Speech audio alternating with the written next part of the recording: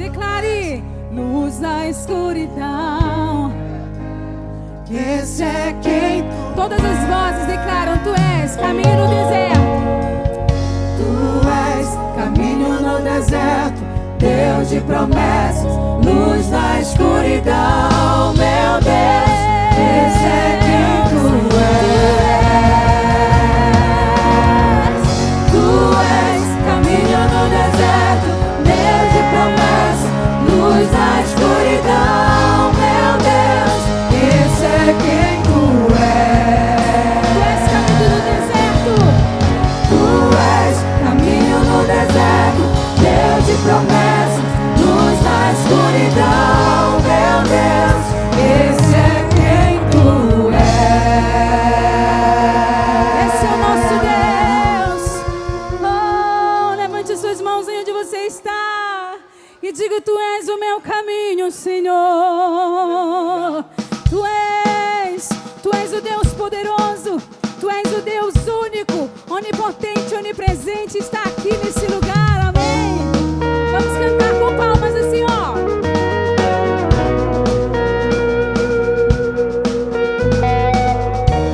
Aleluia, Senhor. Nós estamos aqui diante de Ti, Pai.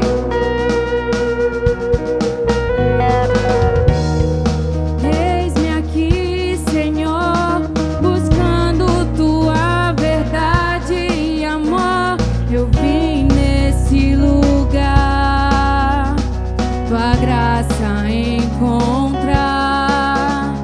Por Tua causa livre sou, a minha vida a Ti eu dou.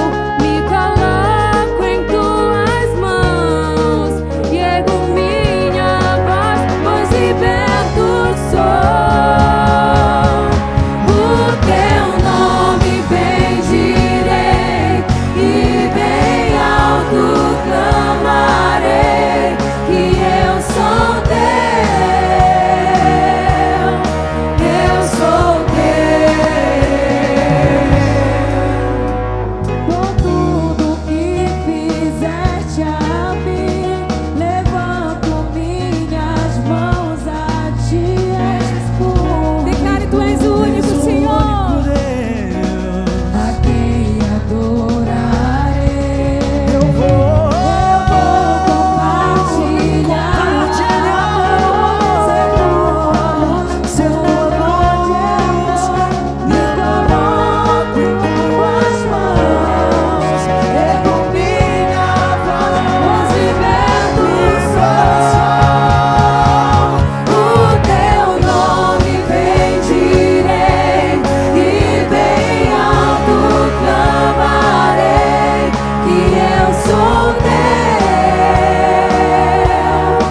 eu sou teu. Tudo que sou está em Tuas mãos de amor e eu sou teu, Senhor, eu sou teu. Declare: eis-me aqui, Senhor. Eis-me aqui com os braços bem abertos, Criador, Redentor, Tu és o eterno Deus, Tu és o eterno Deus. Eis-me aqui, Senhor. Eis-me aqui com os braços bem abertos, Criador, Redentor, Tu és o eterno Deus, Tu és o eterno Deus. Eis-me aqui com os braços. Declare para o Senhor: Redentor, Tu és o eterno Deus. Abre os seus braços, abre os seus braços, levante suas mãos para o eterno Deus. Diga: eis-me aqui, Senhor. Eis-me aqui, eis-me aqui Com os braços bem abertos, Criador, Redentor, Tu és o eterno Deus, Tu és o eterno Deus. Eis-me aqui, Senhor. Eis-me aqui com os braços bem abertos, Criador, Redentor.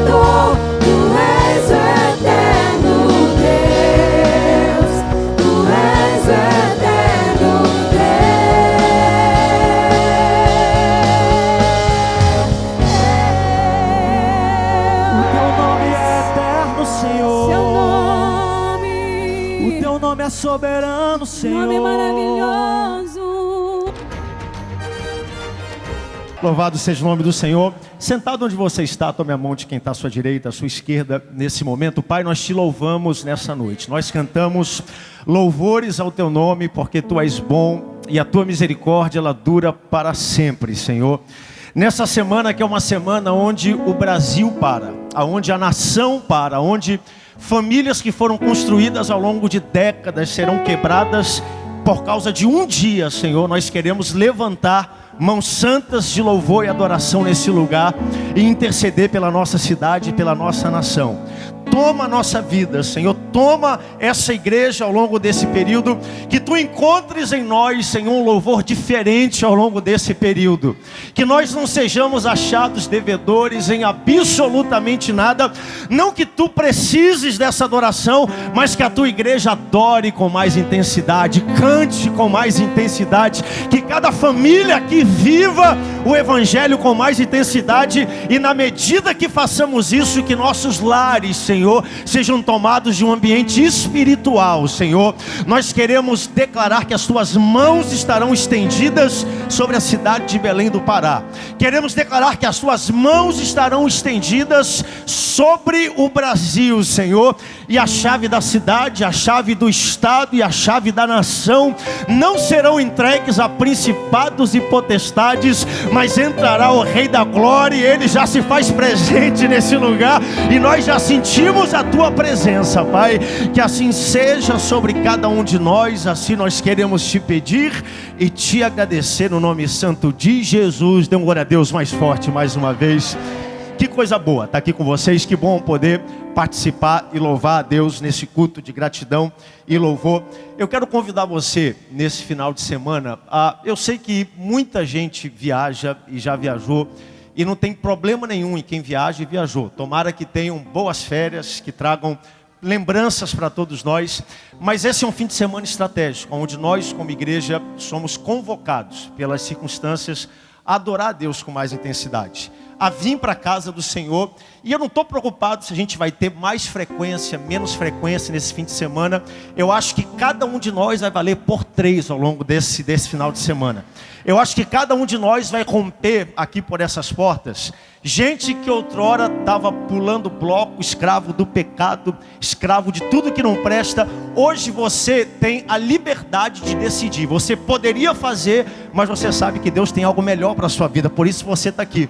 Crente vem para a casa de Deus e não pula bloco, não vai para carnaval. Não é porque nós não podemos fazer isso. A Bíblia diz: tudo me é lícito, mas nem tudo me convém. Nós encontramos Jesus, encontramos algo melhor, encontramos a vida eterna, e por isso escolhemos viver essa vida. Então nesse final de semana, venha para a casa do Senhor, convide mais 2 ou 3, entrando nesse lugar.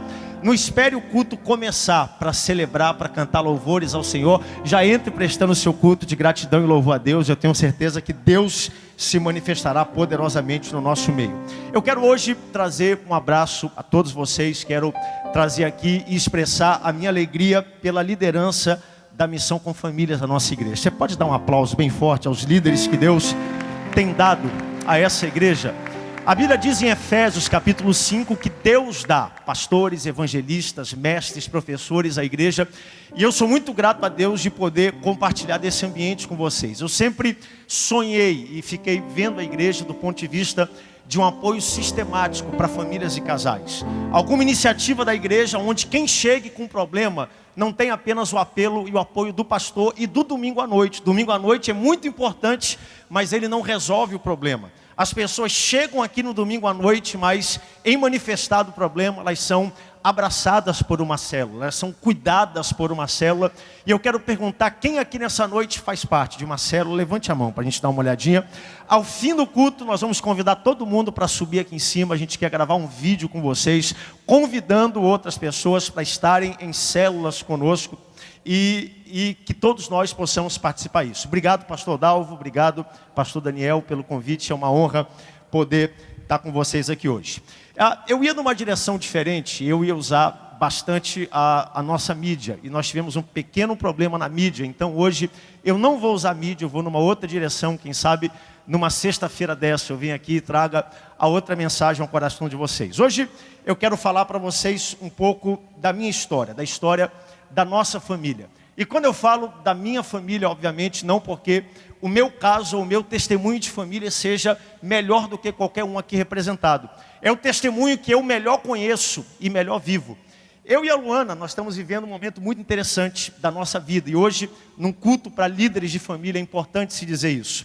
Nós estamos vivendo aquela fase onde os nossos filhos, eles não são nem adolescentes e nem crianças, onde ainda dão muito trabalho, tem que trocar fralda, acordar de madrugada. A gente está naquela fase onde as crianças cresceram e agora a gente está só aproveitando.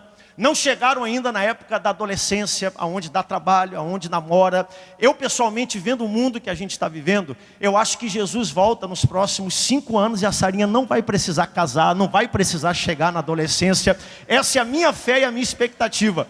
Mas nós estamos vivendo uma época boa. As crianças não dão trabalho, está tudo certo. Eu não preciso o tempo todo estar cuidando e olhando para elas. E eu olho um pouco para a história da minha família, contando um pouco da família maior, como meus pais me criaram. Algumas coisas que nós aprendemos ao longo do caminho, eu quero compartilhar com você. Eu nasci num lar, vocês conhecem muito bem os pastores da igreja. Meu pai saiu de casa aos 16 anos de idade para estudar e nunca mais voltou. Pastor Samuel, por força de saúde, a família dele mudou do Acre para o Amazonas. Meu avô sofreu um AVC e eles foram transferidos. E a minha avó, sem condições, uma mulher simples, com 7 filhos, se apresentou na igreja. E na igreja, Deus desenvolveu a vocação do meu pai, pastor Sebíades, que era pastor de Belém, foi para Manaus, enviou ele para o Ibade, em Pindamonhangaba, e ele conheceu a minha mãe e casaram. A minha mãe saiu de casa com 17 anos de idade para ir estudar, e essa era a tradição da família. Meu pai saiu de casa muito cedo, minha mãe saiu de casa muito cedo, e ambos não tiveram o privilégio de conviver mais em família. E eu lembro que quando foi o ano de 1999, chegou a minha vez de agora ser enviado e sair de casa. Era a tradição da família, nós fomos formados assim, para voar, para soltar a flecha, e agora a flecha ter que voar muito longe. E eu lembro que em 99, Neemias, foi um momento muito decisivo para a gente, porque nós colocamos o nosso plano de família na mesa e nós avaliamos e fomos confrontados. Daqui para frente, talvez essa formatação de família, ela não exista mais. Talvez eu tenha que sair, estudar, casar e agora ter uma profissão, não morar mais com os meus pais, não ter mais esse tipo de convivência de família. E o meu pai, sendo um homem muito metódico, como vocês conhecem, eu lembro que ele chamou a família para uma reunião. E aquele dia nós estabelecemos alguns alvos, alguns objetivos da nossa família. Para mim foi muito difícil porque parecia um fim de linha. Ou seja, pela história do pai e da mãe, saiu de casa, essa convivência ela vai acabar. E o meu pai estabeleceu alguns objetivos que eu acredito que foram fundamentais para a nossa família. Eu pessoalmente sou uma pessoa que não sou muito dada a tantos objetivos e alvos. Quem conhece o pastor Samuel sabe que ele é muito regrado, tudo no seu devido lugar. Eu lembro quando eu tinha 15 anos de idade, meu pai me chamou, me colocou na mesa, colocou uma folha de papel em branco e falou: escreve aí nesse papel quais são os objetivos da tua vida. E quem tem 15 anos de idade, brinca de bola na rua, solta pipa, não sabe o que vai fazer da vida. 1 hora depois ele voltou, olhou o papel em branco e perguntou: tu não tem os alvos e os objetivos já estabelecidos? E eu não sabia o que fazer naquele momento. Ele é um homem muito cheio de alvos. E naquele dia, em 1999, o pastor Samuel disse: nós vamos estabelecer uma meta, um gol, algo que a nossa família vai celebrar e vai tentar buscar e viver isso ao longo da jornada. E a meta foi essa: querer estar junto, quando estar junto não for mais uma possibilidade. Nós colocamos no papel e nós determinamos que mesmo eu indo embora para estudar, casando, o André indo embora para estudar, nunca mais voltando, quando nós tivéssemos família, emprego, cada um morando em algum lugar, nós faríamos o possível para que a família estivesse junta. Quando fosse férias, algum momento de unidade, mesmo que estar junto não fosse uma opção, nós lutaríamos para manter aquele fórum de comunhão. E hoje, olhando para trás, eu vejo que isso foi fundamental para que nós pudéssemos nutrir um bom ambiente familiar. Essa semana foi aniversário do meu filho Samuel, que fez 6 anos de idade. Foi aniversário da Sara, minha filha, ontem, que fez 8 anos de idade. Hoje é o aniversário da irmã Rebeca. E eu sentei na mesa hoje para almoçar com ela. E eu olhei aquele momento que nós planejamos há quase 15 anos, 16 anos atrás. E eu falei, Senhor, muito obrigado por esse momento, porque a família está sentada em volta da mesa. Nós estamos unidos na tua presença. E a família é a maior manifestação do amor de Deus. E eu, hoje à tarde, parei um pouco e eu escrevi 5 pontos. Eu não sou de pregar sobre pontos, mas eu queria compartilhar 5 pontos com você que rapidamente talvez edifiquem e abençoem a sua vida. Eu quero ser muito prático em relação a eles. Se você puder anotar no seu celular, faça isso rapidamente para você refletir ao longo da semana. Primeiro, decida quem é responsável por edificar e cuidar da sua família. Eu pergunto aqui nessa noite, quem é o responsável de cuidar e suprir da sua família? Levante a mão e dê um glória a Deus bem forte em nome do Senhor Jesus.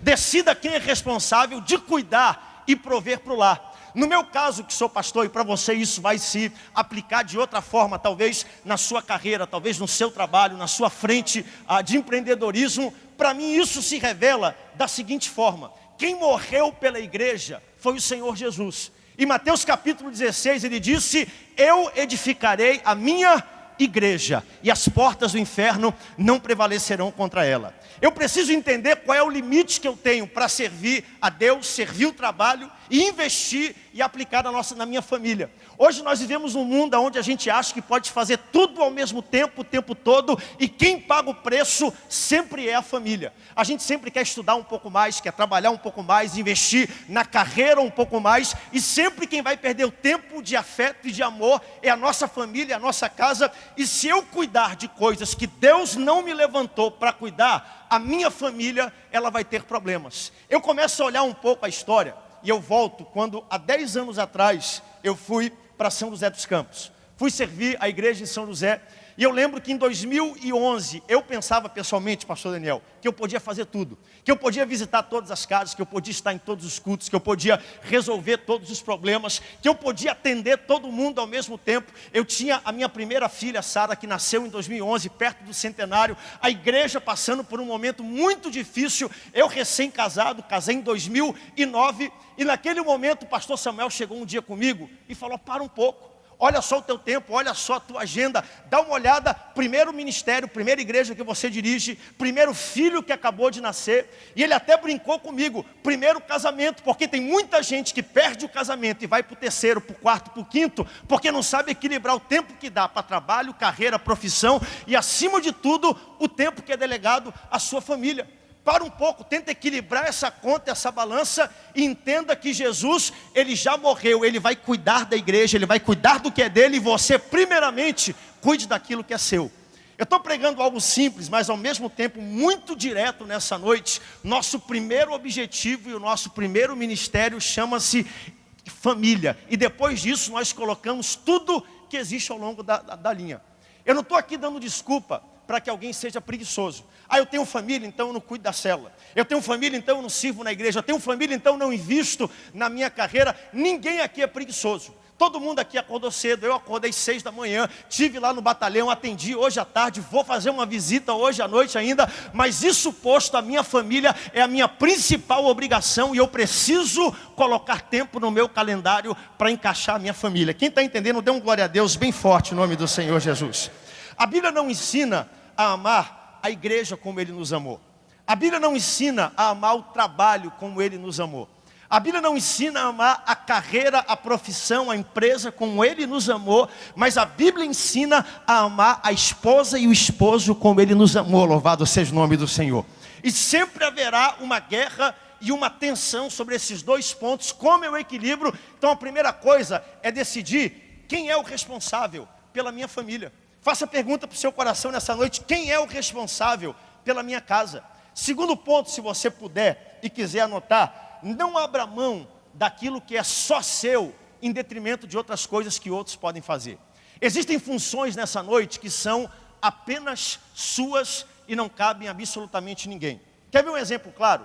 Pense na posição que você ocupa hoje, seja no ministério, seja no trabalho, na profissão. Pense quantas pessoas já passaram lá antes de você e quantas vão passar lá depois de você. na sua carreira ser um gerente, quantos gerentes houveram antes de você e quantos gerentes vão haver depois de você? Eu sou pastor e eu pergunto, quantos pastores o Tempo Central teve antes de mim e quantos o Tempo Central vai ter depois de mim? Por quê? Porque essa função que eu tenho, ela é temporária, ela é passageira. Agora, pai do Samuel e da Sara, esposo da Luana, só eu posso ser e eu ocupo essa função todos os dias da minha vida. Tem coisas que outras pessoas estiveram antes, estarão depois, mas tem coisas que só você pode fazer e só você pode cumprir, e não troque isso por absolutamente nada ao longo dessa caminhada. Porque quando terminar a vida, sabe quem é que vai ficar perto de você? Essa esposa que está do seu lado aí, esse esposo que está do seu lado. Se o seu esposo ou a sua esposa está perto de você, olhe bem no olho dele nesse momento e diga para ele, você sabe, diga para ele, você sabe. Quando eu tiver careca, banguelo, chato e velho, é você que vai ter que me aturar e ficar perto de mim. É você. Porque tudo isso aqui vai passar. Tudo passa, quem vai ficar perto de você é essa pessoa abençoada que está aí com você. Então ocupe o espaço que só você pode ocupar ao longo dessa jornada. O meu avô, pai do pastor Samuel, escute isso, pastor Severo Câmara. Severo até no nome ele era. Meu avô ficou viúvo. E depois que ele ficou viúvo, ele decidiu, claro, naturalmente como é, ter casar novamente. E a minha tia, pastor Dalvo, tinha muita dificuldade com isso, muita dificuldade. Aí um dia o meu avô explicando para ela, falou, olha, 3 da manhã, quando eu estou dormindo, tem um cantinho aqui da minha costa, aqui embaixo, que dá uma coceirinha, 3 da manhã, e não tem ninguém para coçar 3 da manhã. Tu vai estar lá 3 da manhã para coçar aqui a coceirinha na minha costa? Então me deixa em paz para cuidar bem da minha vida. Quem vai estar com você é essa pessoa que está do seu lado. Invista nela, no seu relacionamento, na sua casa, porque quem vai estar com você é o fim da jornada. Funções que só eu posso ocupar e nenhuma outra pessoa ao longo da jornada pode ocupar. Eu tive essa semana na casa do pastor Dalvo e eu achei um barato os pais dele lá. A mãe dele, qual o nome dela? Eu não gravei, pastor Dalvo? Ilza, e o pai? O Bruno. Eu achei interessante porque eles são de idade, senhores de idade. Estiveram no culto ali sentado com a gente. E é impressionante a gente ver gente que passou o teste do tempo. E ela, a irmã Ilza, no andadorzinho, ele cuidando dela, eles juntos, tal. O tempo passou, os irmãos do pastor Odalvo casaram, o Odalvo casou, não está lá mais para cuidar deles. Mas eles entenderam, a gente está envelhecendo junto, está vivendo junto, um cuidando do outro, um tomando conta do outro. Porque entenderam, essa função aqui, só eu posso cuidar e ninguém pode ocupar. A mãe do pastor Dalvo, profeta, falando, ministrando. Aí ele tentando botar a mão assim, segurar ela, porque ela atropelando, ia em frente, falava. Interessante a gente ver o cuidado que um tem com o outro, quando a gente entende que existem funções que só eu posso ocupar e ninguém pode ocupar. Diga um amém bem forte se você recebe isso. Terceiro ponto, rapidamente, esse ponto diz respeito muito à minha história. Discipline para preservar o relacionamento e não a reputação. Diga bem forte comigo, discipline para preservar o relacionamento e não a reputação. Quem aqui cresceu na igreja, levanta a mão para me dar uma olhadinha. Nascido e crescido na igreja. Então vocês vão entender um pouco mais disso. Quando eu era criança, aqui nesse Tempo Central, domingo de manhã tinha o Esporte Espetacular, e tem muitos irmãos que lembram disso aqui. E aqui na Cairu tinha uma televisão, tinha jogo de futebol no mesmo horário da escola dominical, e tinha uma televisão aqui na Cairu na esquina. E tinha um irmão, não sei quem conheceu, o irmão Dilson Trindade. Quem conheceu o irmão Dilson Trindade? Pronto, vocês conheceram. Trabalhava no atendimento espiritual. Irmão Dilson Trindade, quando começava a escola dominical, ele saía aqui no canto, ele dava uma rodada no quarteirão para encontrar filho de crente que não estava na escola dominical e trazer de volta para a igreja, dentre eles este que vos fala. Quando tinha jogo de futebol, eu ia me esconder na Cairu para assistir, e Deus revelava para o irmão Dilson onde tinha filho de crente. Se eu estivesse lá na terra firme, ele aparecia lá e me catava e me trazia de volta para a igreja. Ele andava, tudo aqui fazia, era o irmão Dilson. Tinha um outro irmão que era porteiro aqui da igreja, eu esqueci o nome dele. A gente chamava ele de irmão Ovelha. Ele tem um cabelo bem caracoladinho, branquinho. Acho que é irmão Isaías o nome dele. Ele ficava aqui na portaria, né? Usava uma camisa roxa com uma gravata vermelha. E ele cuidava da gente. E eu lembro que um dia era jogo do São Paulo. E eu vim com a camisa do São Paulo por dentro da camisa do culto na escola dominical, porque eu falei, no meio da escola dominical, eu vou sair e vou assistir o jogo na Cairu, na frente da igreja. Deixei a escola dominical começar, deixei o meu pai dar o primeiro ponto da revista, para quando terminar o culto, chegar com ele e falar, pai, aquele primeiro ponto que o senhor deu foi 10, e olha, eu estava lá, eu assisti o ponto. Aí eu saí para me esconder. ali na Cairu, tal, assisti o jogo. Aí tem uma irmã, ainda congrega aqui no Templo Central, eu cumprimentei ela aqui um domingo desse, ela pegou, na saída, meu pai estava descendo a escada aqui embaixo, estava o irmão que era o diácono, estava o irmão Dilson Trindade, um grupo de irmãos lá perto. A irmã chegou perto do meu pai e falou: pastor Samuel Câmara, eu quero que o senhor me responda, qual atitude tem que se tomar com filhos de pastores que gazetam escola dominical para assistir jogo de futebol, pastor Samuel? Na frente de todo mundo ela falou isso, e eu olhei aquele negócio, eu estava com a camisa por dentro, aqui em Belém faz calor, suado, já dava para saber que era de mim que ele estava falando. Meu pai olhou para mim, ela falou: Daniel Berg e Gunnar Vig deve estar se revirando no túmulo para tomar esses filhos de crente, está tudo errado tal. E meu pai olhou para a irmã e falou: minha irmã, a senhora está certa na sua opinião, agora cuide você da sua família, que da minha família quem cuida sou eu, e eu vou tratar com os meus filhos. Aquele dia eu entendi algo sobre o meu pai e sobre como criar filhos. Meu pai estava dizendo para mim: você errou, mas não errou como filho de pastor, você errou como ser humano, e eu vou te repreender como ser humano. Agora, isso posto, cuidado com as tuas atitudes, com teu testemunho, porque ele respinga sobre a minha moral. E pergunte para mim quantas vezes depois disso eu gazetei escola dominical para assistir jogo de futebol. Nunca mais. Porque eu entendi, todo mundo erra, mas a repreensão não é porque eu sou crente, eu sou filho de pastor, é porque eu sou ser humano e meu pai me disciplina para preservar o relacionamento e não a postura que ele tem. Diga amém se você entendeu isso.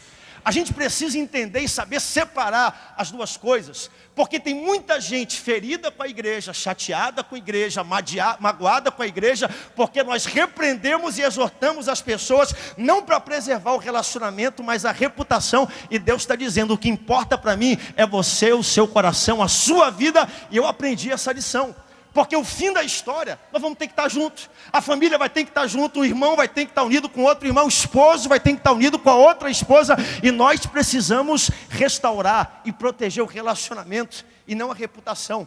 Eu aprendi aquele dia uma lição muito forte em relação ao meu pai, e a gente precisa aplicar isso. Quarto ponto, se você puder e anote: ore sempre que possível com toda a família reunida. Eu sei que é difícil fazer isso, mas faça isso, nem que seja por 1 ou 2 minutos, uma vez por dia. Eu quero lançar um desafio para vocês, nem que seja no finalzinho do dia, quando o filho chegou, alguém chegou, junta todo mundo, nem que seja a oração do Pai Nosso, mas ore com toda a família. Eu garanto para você, é como remédio para a sua alma. Deus vai operar e vai agir com uma oração de 30 segundos. Quando a família faz o balanço do dia, quando a família fecha o dia junto, quando o povo se reúne, dá as mãos, e a gente pode orar e ser curado por Deus. Billy Graham disse que a maior apologética que nós temos hoje, sabe qual é? Chama-se oração.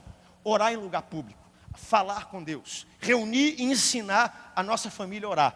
Quando a gente era criança, meu pai obrigava a gente a orar.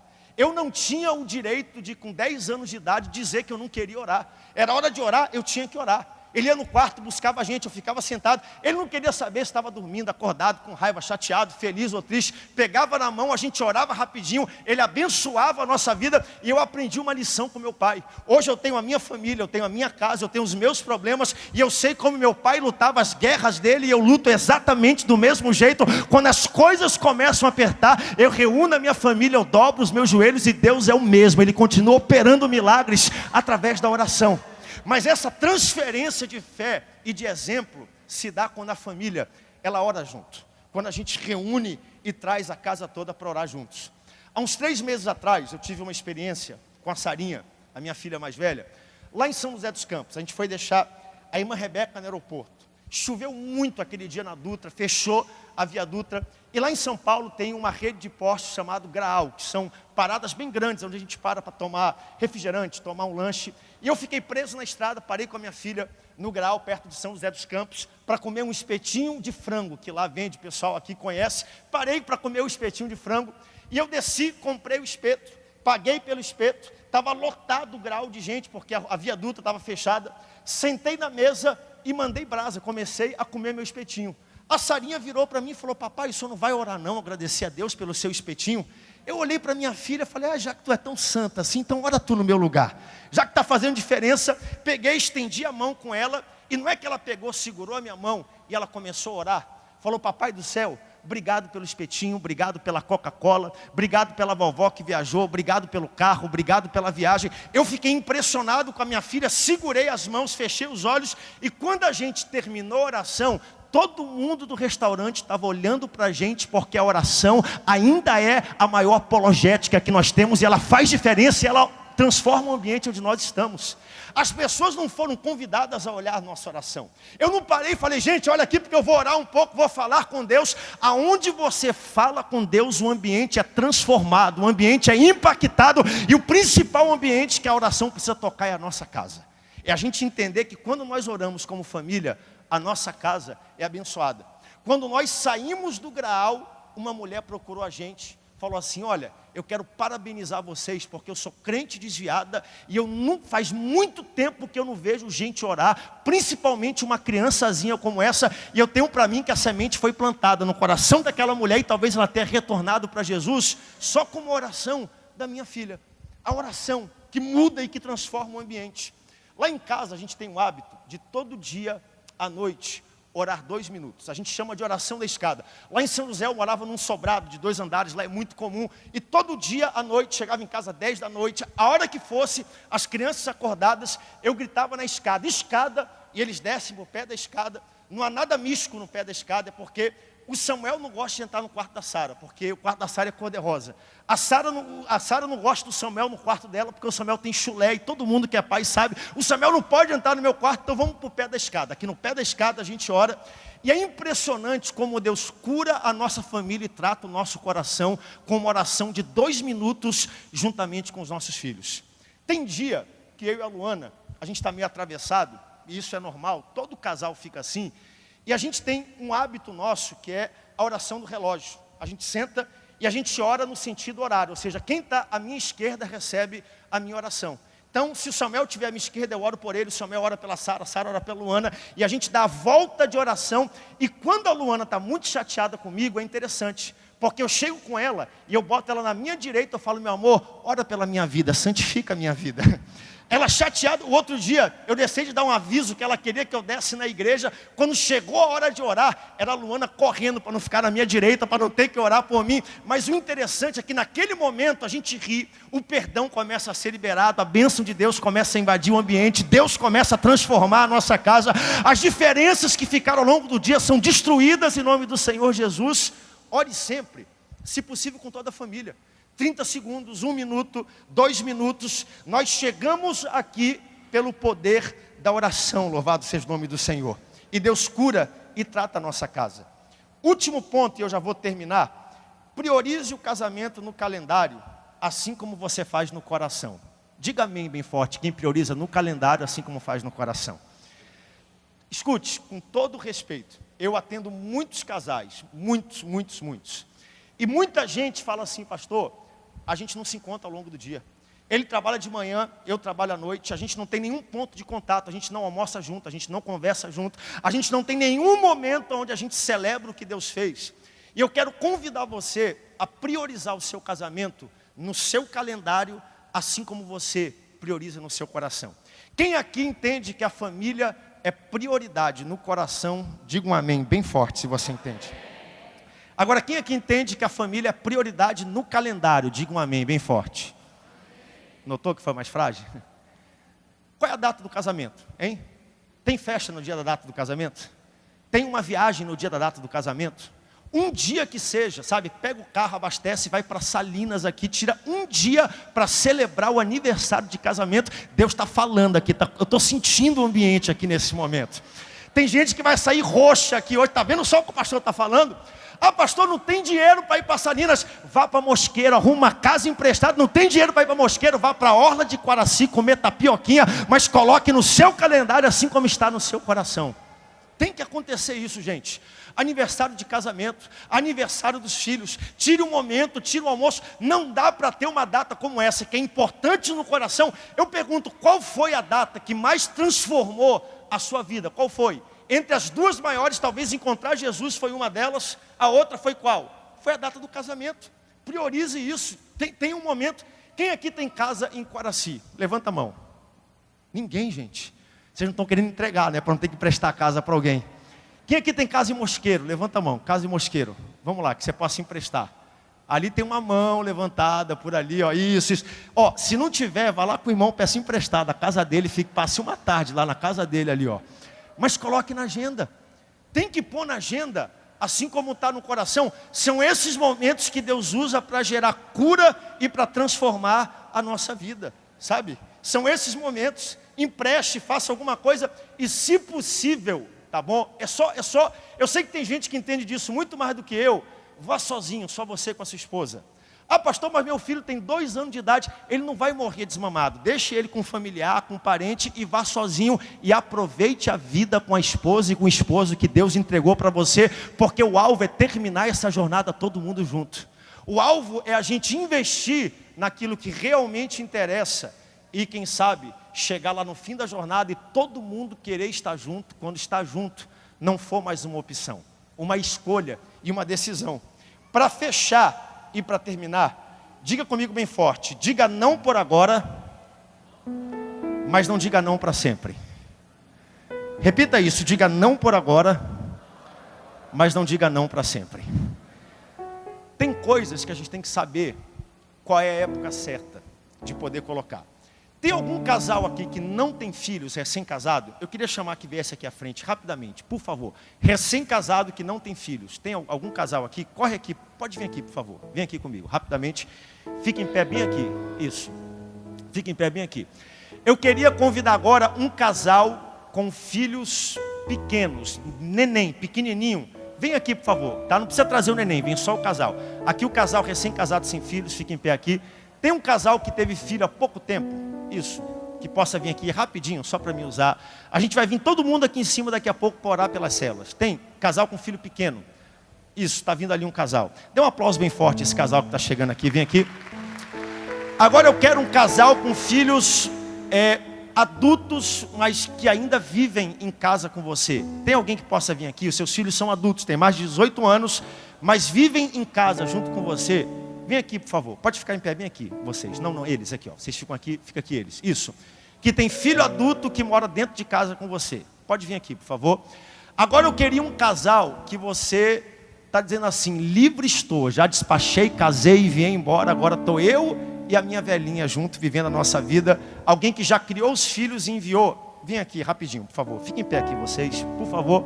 Alguém que já criou os filhos, isso, aqui está. Dê um aplauso bem forte a esse casal que está aqui na minha esquerda. Aqui nós temos 4 fases da vida de um casal. Primeiro, quando a gente casa e não tem filho nenhum e responsabilidade nenhum. Quem tem saudade desse tempo? Dá uma glória a Deus bem forte. A vida era mais fácil, as contas eram menores, né? Tinha mais tempo. Aí tem uma segunda fase que eu brinco que é a maturidade de um casamento, onde os filhos nascem e coroam aquela união. Só que tem coisas que aqui nessa fase da vida podia se fazer, aqui não se pode mais. Mas eu falo não por hoje, mas não para sempre. Porque eu vou chegar lá na fase onde os filhos vão crescer, vão estar perto de sair de casa. Mas eu vou chegar na fase onde eu já criei os filhos e eu vou poder voltar a fazer as coisas que antigamente eu fazia. Quer ver um exemplo? Tem algum pescador aqui que gosta de pescar, aqui em Belém? Quem gosta de pescar, né? Quando você é solteiro, você pesca todo fim de semana. Pesca de manhã, pesca de tarde, pesca no sábado, pesca no domingo. Por quê? Porque você não tem filho. Mas aí nasce o filho, acabou a pescaria, tem que cuidar de criança, tem que trocar fralda, tem que acordar de madrugada. Aí o filho começa a crescer, agora você pesca metade do tempo, porque você está transferindo para o seu filho. Ele vai junto com você e você conversa com ele. Mas chega a fase da vida onde você está aposentado, glória a Deus, os filhos criados, aí você pode pescar todo dia, o dia todo, ou coisa boa. Eu digo não por agora, mas não para sempre. As irmãs, quantas irmãs aqui tinham um chá da tarde, muitas amizades quando era casado sem filho? Levante, não, glória a Deus, bem forte. Aí veio o filho, acabou a amizade, não tem mais amizade. Não tem tempo de estar com as amigas, não tem tempo de ir para o shopping, né? Tudo é corrido, tudo rápido, porque afinal a criança tem que ir junto. Mas aí chega um momento onde a filha começa a ir junto com o casal. E chega um momento onde a gente sente falta de ter a filha, porque a filha está longe, morando em outro estado. Não é assim que acontece? A gente diz não por hoje, mas a gente nunca diz não para sempre. E aqui eu quero encerrar em relação ao trabalho. Essa época aqui, onde se é casado, claro, onde se é solteiro, época de trabalhar muito. Mas quando se casa, tem que se diminuir o ritmo do trabalho.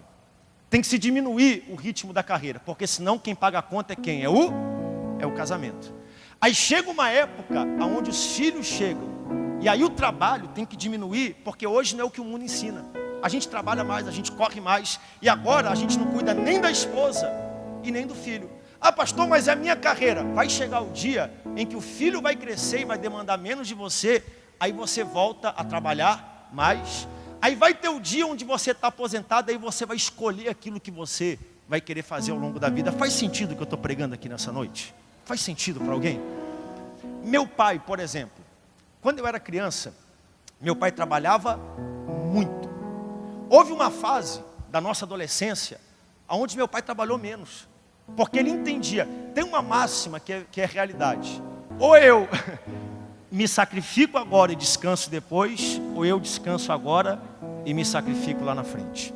E com filho é assim. Houve uma fase da nossa família onde meu pai teve que segurar para dizer: eu preciso cuidar da minha casa. Meus filhos são a minha prioridade. Sabe qual é a época da vida do pastor Samuel que ele mais trabalha? É hoje. Porque não tem filho nenhum na casa dele para importunar ele, para tirar o tempo dele. Hoje é a época que meu pai mais trabalha. Ele está editando agora a revista de Escola Dominical, vai ser de João a próxima revista. E ele edita cada letra da revista. E quem trabalha perto do pastor Samuel sabe que ele não dorme. Ele dorme 5 horas por noite. E ele responde e-mail, faz ligação 1 da manhã, 2 da manhã, é o jeito dele. Essa semana, ele editando a revista, 2 da manhã. E Deus está aqui com a gente, é testemunha do que eu estou falando. 2 da manhã, toca o WhatsApp vídeo. Ele liga pelo vídeo, 2 da manhã. Aí eu atendo o WhatsApp, o quarto está escuro, né? Entra aquela luz no quarto. Aí ele faz a seguinte pergunta: tu está dormindo, meu filho? Eu viro para ele e falo: não, pai. Eu estava de joelho aqui orando pela sua vida. Aí o anjo disse: teu pai vai ligar agora, atende o telefone. Sabe por que ele faz isso? Porque ele tem mais tempo. Porque não tem mais Felipe, André, Tereza. Ele hoje tem mais tempo para trabalhar do que ele tinha antigamente. Eu estou aqui pregando algo simples, mas que Deus ministre isso ao seu coração nessa noite. A vida é feita de fases. Aqui a gente é solteiro, trabalha muito, corre muito. Casou, quem casa quer casa. Não é só a casa para morar, é a casa para viver. Teve filhos, agora os filhos tomam um pouco mais de tempo. Os filhos cresceram, toma menos tempo. Aí chega a última fase que todo mundo vai chegar, olha que coisa boa. Os filhos nasceram, criados. Eu quero declarar que as suas maiores obras não serão as que você vai fazer aqui na terra. Serão seus filhos que serão bem criados e farão coisas maiores do que as coisas que você fez, ao ponto que você possa olhar e dizer: o meu coração tem alegria em ver a família que eu criei, louvado seja o nome do Senhor. E eu tenho tempo agora de viver tudo aquilo que ao longo da vida eu não pude viver. Fique de pé comigo em nome do Senhor Jesus. Espírito Santo de Deus, essa casa é tua, esse povo é teu. Nós chegamos aqui nessa noite para o altar da família, para a celebração da família.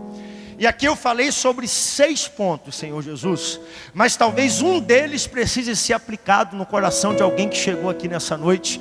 Eu quero te pedir, Senhor, que tu venhas tratar o nosso coração, que o teu Espírito Santo venha pegar um deles, Pai, e venha imprimir isso na nossa alma e no nosso coração, e que eu possa sair daqui, Pai, tendo o objetivo de, ao fim da jornada, ao fim da vida, chegando no fim da caminhada, a família toda decidir estar junto, quando estar junto não for mais uma opção. Que haja prazer, que haja alegria nos lares aqui de Belém do Pará. Que nós possamos ver famílias fortes, saradas, curadas, cheias da tua presença, Senhor. E no que depender de nós, a tua igreja esteja sólida, porque as famílias estão sólidas. Isso nós te pedimos e te agradecemos no nome santo de Jesus. Dê glória a Deus bem forte. Abrace 3, 4 pessoas perto de você. Se você puder, diga: a sua família vai muito longe em nome do Senhor Jesus.